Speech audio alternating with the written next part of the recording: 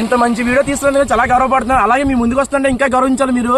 ఆ విషయం ఏంటంటే మన ఓపెన్కి మనం పడవలు రావడం చూసాము, బోర్డు మీద రావడం చూసాము, చిన్నతప్పని రావడం చూసాం. ఫస్ట్ టైం ఒక స్విమ్మింగ్ చేసుకుంటూ వచ్చాం మనోడైతే మాత్రం ముఖేష్ బ్రో నాకు చాలా ప్రౌడ్గా ఉంది. ఒక ఫిషర్మ్యాన్ కింద అయితే మాత్రం చాలా అంటే చాలా ఎక్సైట్మెంట్ ఫీల్ అవుతున్నాను.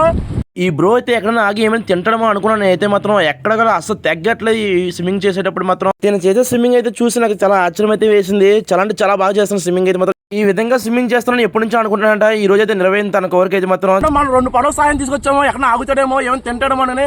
అసలు మధ్యలో ఆగి ఒక్క కూడా తినలేదు, కానీ మేమే తాగాం, వెంట కలిసిపోయి మేమే తాగాం.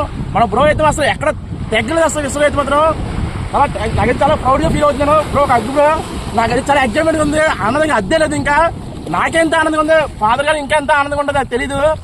వస్తుంటే చాలా ఎక్సైట్మెంట్ ఫీల్ అవుతున్నారు వాళ్ళు. దీని మీద కూడా వీడియో వస్తుంటే మీరు చూస్తుండండి.